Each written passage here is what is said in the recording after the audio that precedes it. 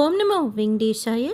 வர ஜூன் 9, 10, 11 3 நாட்களும் திருமலா ஸ்ரீவாரி கோயிலில் ஆண்டுக்கொரு முறை நடக்கிற ஜேஷ்டாபிஷேகம் செய்வாங்க. ஜேஷ்டாபிஷேகம் பற்றின டீட்டெயில் இன்ஃபர்மேஷனும் திருமலா திருப்பதி இன்றைய அப்டேட்ஸும் பார்க்கலாம்.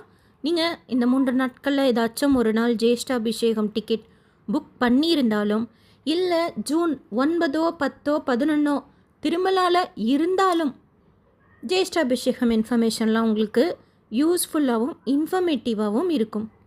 ஜேஷ்டாபிஷேகம்னா உற்சவமூர்த்தி மலையப்ப சுவாமி தாயாருக்கும் கோயில் உள்ள கல்யாணோற்சவ மண்டபத்தில் 3 நாட்களும் உற்சவம் செய்வாங்க.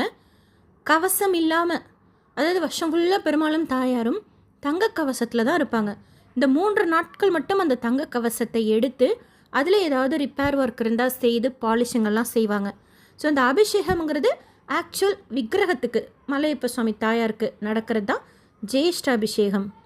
டிஃப்ரெண்ட்டாக இருப்பாங்க மலையப்ப சுவாமி தாயாரை விக்கிரகம் அந்த கவசம் இல்லாமல் பார்க்குறப்போ. 3 நாட்களுமே அபிஷேகம் பொறுத்த வரைக்கும் சேமாக தான் செய்வாங்க. உங்களோட டிக்கெட்லேயே ரிப்போர்ட்டிங் டைம் போட்டிருப்பாங்க. 7 மணி போல் நீங்கள் சுபதமென்ட்ரியில் இருந்தால் போதும். பட் அதுக்கு முன்னாடியிலேருந்தே பக்தர்கள்லாம் வெயிட் பண்ணுறதுக்கு ஸ்டார்ட் பண்ணுவாங்க. ஏன்னா கல்யாணம் உற்சவ மண்டபத்தில் முன்னாடி போய் கிட்ட பார்க்கணும் அபிஷேகம் அப்படின்ட்டு. சுபதமென்ட்ரிலேயே நீங்கள் உங்களோட லக்கேஜ், மொபைல், ஸ்மார்ட் வாட்ச் எல்லாம் கொடுத்துக்கலாம். Dress code must. ஜென்ஸுக்கு வேஷ்டி மஸ்ட். கல்யாணோற்சவ மண்டபம் போகும்போதே ஷர்ட் பனியன் கழட்ட சொல்லிடுவாங்க. ஸோ மேல் துண்டு உங்களுக்கு தேவைன்னா வச்சுக்கோங்க. லேடிஸ்க்கு சாரீ, சுடிதார் போட்டிருந்தால் துப்பட்டா மஸ்ட். 12 வயசுக்கு கீழே இருக்கிற குழந்தைங்கள அழைச்சிட்டு போகலாம். ஸ்கூல் போகிற குழந்தைய இருந்தால் ஸ்கூல் ஐடி கார்டு இல்லை ஆதார் கார்டு வச்சுக்கோங்க. அவங்க கேட்டால் நம்ம காமிக்கணும். ஸோ உள்ள என்டர் ஆகிறப்போ ஆதார் பிரிண்ட் அவுட் செக் பண்ணி ஸ்கேன் செய்து செக்குடுன்னு சீல் போட்டு கம்பார்ட்மெண்ட்டில் ஒரு 20 நிமிஷம் போல் உட்கார வைப்பாங்க. அதுக்கப்புறம் ஓப்பன் பண்ணி மகாத்வாரம் தாண்டி கல்யாணோற்சவ மண்டபம் போகிறப்பவே அங்கே ஆல்ரெடி ஹோமம் நடந்துகிட்ருக்கும். உங்களுக்கு கன்வீனியண்ட்டான பிளேஸில் உட்காந்துக்கோங்க. கால் சமணம் போட்டு உட்கார முடியாது ரொம்ப நேரங்கிறங்க லெஃப்ட் சைட் ரைட் சைட் பிளாட்ஃபார்மில் உட்காந்துக்கோங்க. மலையப்ப சுவாமி தாயாரை நடுவில் தங்க திருச்சியில் உட்கார பண்ணியிருப்பாங்க. நமக்கு லெஃப்ட் சைடில் தான் தீட்சிதர்லாம் இருந்து அபிஷேகம் செய்வாங்க. ஸோ ஓரளவுக்கு நம்ம ரைட் சைடாக உட்காந்துக்கிட்டோம் அப்படின்னா கொஞ்சம் வியூ கிளியராக தெரியும். கேமராமேன் கூட மறைக்காமல் இருக்கிற மாதிரி பார்த்துக்கோங்க. 8:45 வரைக்கும் அந்த ஹோமம் போகும். அதுக்கப்புறம் 9 மணி போல் சங்கல்பம் டிடிடி ஹையர் அஃபிஷியலுக்கு செய்து முடிச்சதுக்கப்புறம் நமக்கும் சொல்ல செய்வாங்க சங்கல்பம். அதுக்கப்புறம் அபிஷேகம் ஸ்டார்ட் ஆகும். பால், இளநீர், தேன், மஞ்சள், சந்தனத்தோடு அபிஷேகம் செய்வாங்க. நீங்கள் ஹனி பாட்டில், தேன் பாட்டில் கவர்டாக எடுத்துகிட்டு போகிறீங்க அப்படின்னா நம்ம கல்யாணோற்சவம்லாம் மண்டபத்துள்ளே போகிறப்பவே அங்கே ஸ்டாஃப் நம்மளை இங்கே உட்காருங்க அங்கே உட்காருங்க அப்படின்னு கரெக்டாக உட்கார வைப்பாங்க. அவங்கள்ட்ட கொடுத்து அபிஷேகத்துக்கு கொடுங்க அப்படின்னா நாம் கொடுக்குற அந்த அபிஷேகமும் சேர்ந்து தேன் அபிஷேகம் செய்கிறப்போ பார்க்குறப்போ ரொம்ப மன நிறைவாக திருப்தியாக இருக்கும். குழந்தைங்கள அழைச்சிட்டு போகிறீங்கன்னா பேசிக்காக நீங்கள் மெடிசன் வச்சுக்கலாம், பெரியவங்களுக்குமே சரி. இல்லை பேசிக்காக ஒரு ஸ்நாக்ஸ் வச்சுக்கலாம். கோயில் உள்ள குடிக்கிறதுக்கு தண்ணி இருக்கும், பாத்ரூம் ஃபெசிலிட்டி கிடையாது, ஃபீடிங் ரூம் இருக்குது. 9 மணிக்கு ஸ்டார்ட் பண்ணுறாங்கன்னா ஓரளவுக்கு 10:45 வரைக்கும் உங்களுக்கு அபிஷேகம் போகும். அதுக்கப்புறம் தீர்த்தம் கொடுப்பாங்க. செக் பண்ணி பாருங்கள் எங்கே கொடுக்குறாங்கன்னு சொல்லிட்டு தீர்த்தம் வாங்கிக்கோங்க.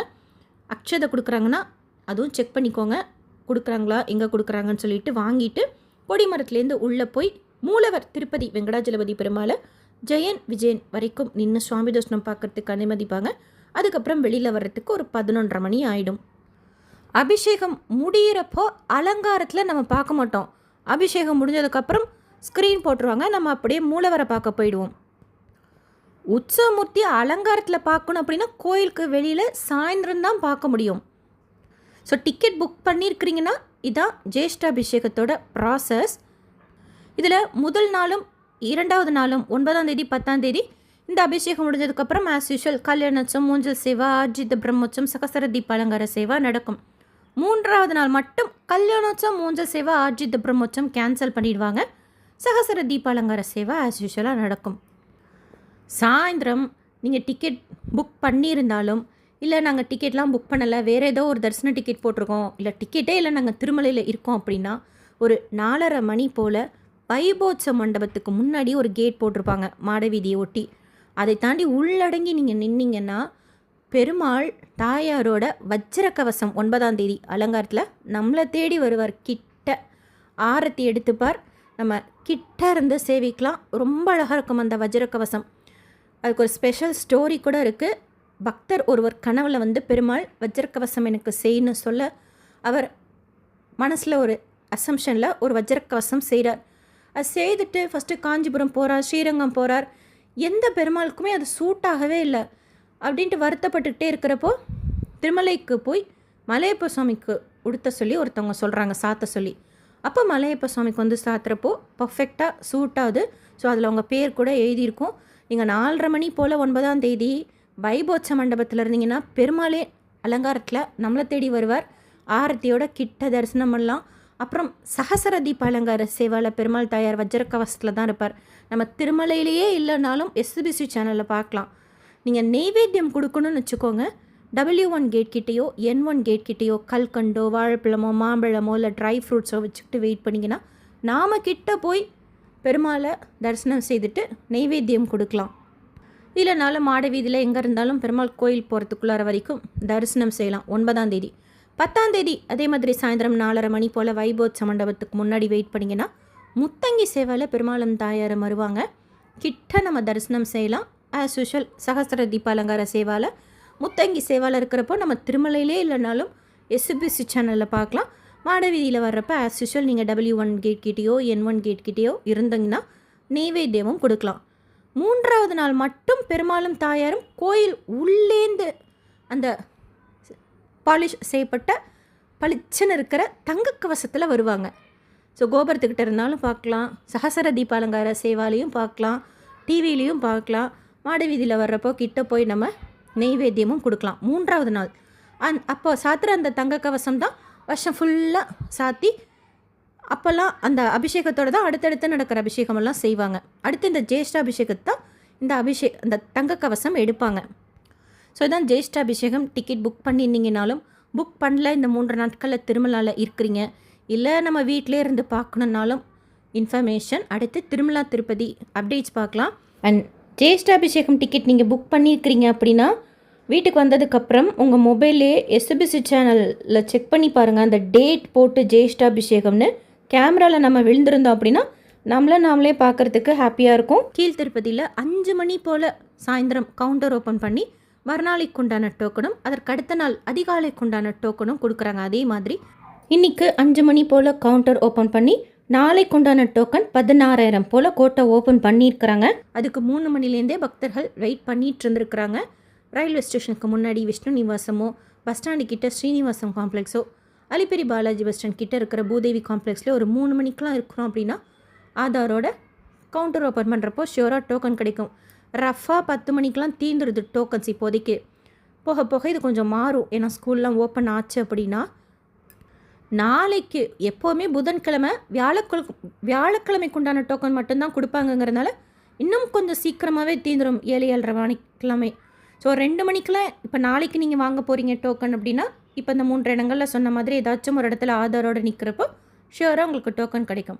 ஸ்ரீவாரிமெட்டில் ஸ்டாண்டர்டாக 6 மணி போல் தான் கவுண்டர் ஓப்பன் பண்ணி டோக்கன் கொடுக்குறாங்க. ஓரளவுக்கு அந்த டைமே நீங்கள் இருக்கிற மாதிரி பிளான் பண்ணிக்கிட்டிங்கன்னா டோக்கன் ஷியோராக கிடைக்கும். அலிப்பெரி நடைபாதையில் திவ்யதர்ஷன் டோக்கன் கொடுக்கறது கிடையாது. அலிப்பெரி அடிவாரத்தில் ஆஃப்லைனில் 50 டிக்கெட்ஸ் போல் ஃபஸ்ட்டு கம் ஃபஸ்ட்டு ஷோ பேசிஸில் ஆஃப்லைன் ஸ்ரீனிவாச திவ்யா நகருக்கு ஹோமம் டிக்கெட்ஸ் கொடுக்குறாங்க.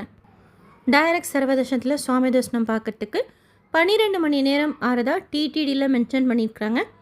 எனக்கு தெரிஞ்சவங்க சுவாமி தரிசனம் பார்க்க போனவங்க 11:30 மணிக்கு க்யூவில் ஜாயின் பண்ணாங்களாம். ஸ்லாட் பார்க்கல அப்படின்னாங்க. 2:45 மணி போல் வெளியில் வந்தாங்க. கீழ் திருப்பதி கோவிந்தராஜ சுவாமி கோயிலில் பிரம்மோத்சவம் நடந்துகிட்ருக்கு. இன்றைக்கி காலையில் சின்ன சேஷ வாகன சேவா. நேற்று திருப்பதியில் சுவாமி தரிசனம் பார்த்த மொத்த பக்தர்களோட எண்ணிக்கை 84,418 பேர். உண்டியலில் சேர்ந்த காணிக்கை 3.89 கோடி ரூபாய். முடிக்காணிக்கை கொடுத்தவங்க 34,900 பேர். டிடிடிலேருந்து வேறு எந்த அப்டேட்ஸ் வந்தாலும் ஷேர் பண்ணுறேன். எஸ்எஸ்பி லைஃப் ஸ்டைல் யூடியூப் சேனலை ஃபஸ்ட் டைம் பார்க்குறீங்கன்னா சப்ஸ்கிரைப் பண்ணி பக்கத்தில் இருக்கிற பெல் ஐக்கானையும் ப்ரெஸ் பண்ணி வச்சுக்கோங்க. திருப்பதி பற்றின அப்டேட்ஸ் தினமும் ஷேர் பண்ணுறது நீங்கள் சுவாமி தரிசனம் பார்க்க போகிறப்போ உங்களுக்கு யூஸ்ஃபுல்லாக இருக்கும். இந்த வீடியோ லைக் பண்ணி நிறைய பக்தர்களுக்கு ஷேர் பண்ணுங்கள். அவங்களுக்கும் இதில் சொல்லியிருக்கிற இன்ஃபர்மேஷன்லாம் போய் சேரும். தேங்க்யூ.